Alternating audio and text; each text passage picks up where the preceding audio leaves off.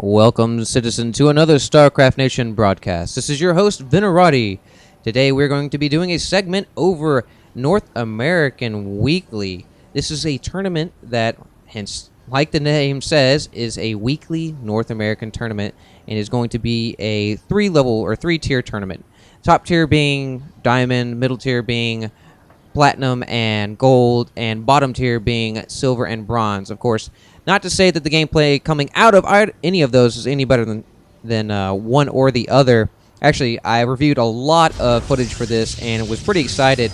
And we'll actually end up casting a couple extra just because you can't pass up a good mothership and all that other kind of nonsense. So, a little bit more about this. We've got a big shout out for Incognito, seeing as he is the organizer for this entire event, and without him, it would be there would be nothing here. So I am super excited to be casting all of these, and you will be seeing a lot more of these on my channel as well as the North American Weekly YouTube channel. So if you want to see this stuff more often, go ahead and check either channel out. And if you all are interested in joining the tournament, always go ahead and hit up North American Weekly site, and there will be all the information there, and hopefully there will be room for you. But you got to hurry, because actually the second session of this tournament is already filled up, and it is Monday the 18th. So slots do go relatively quick. Now, just to go ahead and introduce the characters we see here, we have Fatvirgin spawning as the Purple Terran, and we have Dukke spawning as the Green Protoss. And both of you guys, of course, are on Metalopolis, so they are high above the cityscape of a Terran city somewhere. And we see Fatvirgin scouting around. This is pivotal stuff right here. You got to scout. If you don't scout, you're just setting yourself up for disaster.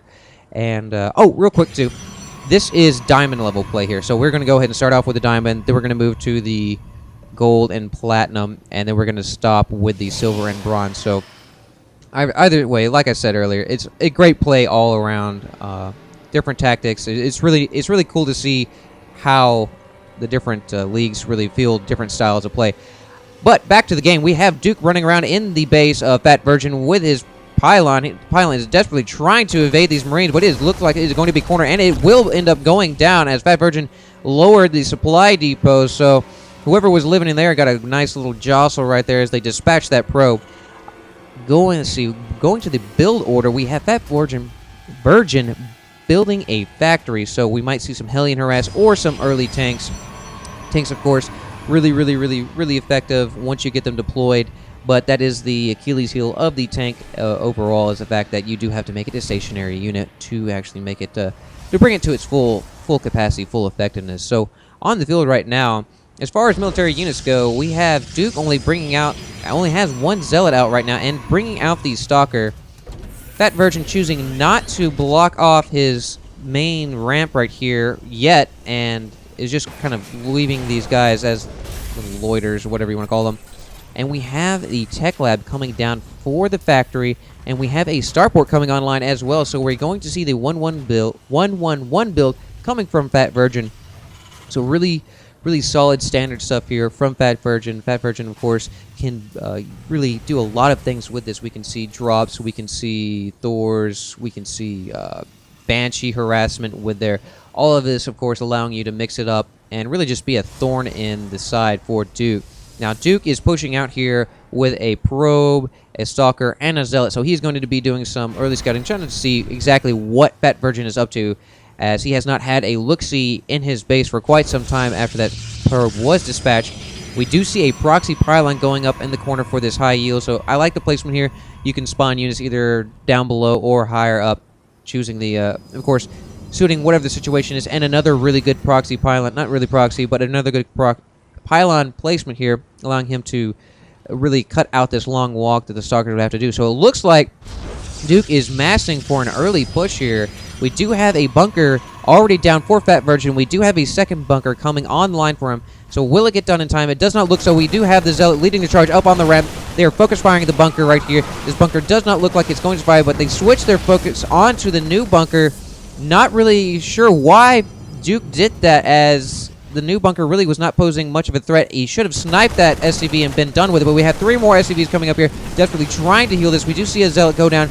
These SCVs are able to outdo the DPS that was laid down on the bunker. Meanwhile, this other bunker went down. These Marines desperately trying to ward off this early Stalker Zealot push here. Duke doing a really, really good job of keeping the pressure up on Fatvirgin.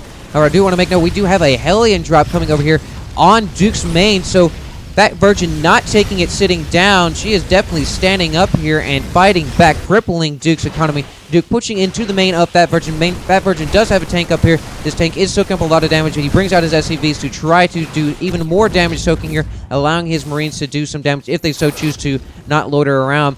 Fatvirgin is chasing, really just trying to hunt down these probes, but misses them here with his Hellions, so these Hellions would have been super effective. However, he will be able to see it with the medevac right there. Nice force field by Duke on the ramp, trying to keep Fatvirgin from pushing out and doing any sort of damage, but instead he is going to try to push back in here and see what exactly he can do.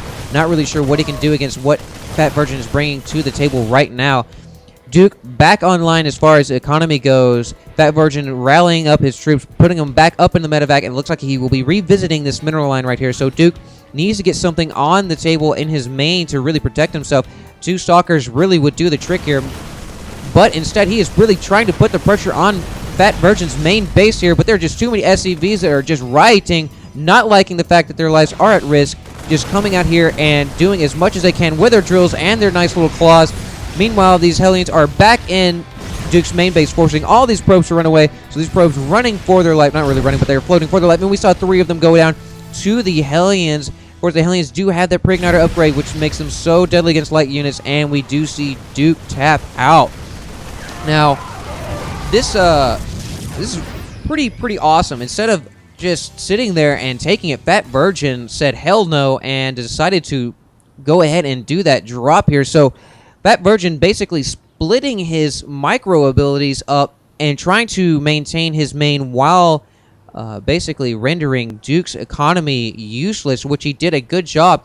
Meanwhile, sacrificing SCVs of his own. So Fatvirgin did a good job of balancing here. And real quick, I want to say why I started off with this match. I thought this match was really, really good. Duke does end up taking this whole series, and that's kind of the reason why we're casting his games here. Is he did do a lot. He did do a lot of really good play, but this game was just too good to pass up. Great job by both guys here. A lot of really early constant pressure from both sides, and I just really love that. It's just like an ace in the hole right here in the mineral line. It's like, nope, I'm just not going to sit here and take it. I'm going to rape you right back. So, guys, I really hope you enjoyed what you saw. There's going to be a lot more games coming from this. We're going to see one more by Duke. Duke, of course, will be winning the next one. And, well, not supposed to lift that cat out of the bag. But, either way, we knew that he won the Diamond League overall. And we're going to see the Platinum and the Silver. So, looking forward to casting the rest of these games, guys. Please stay tuned. And, as always, citizens, stay safe.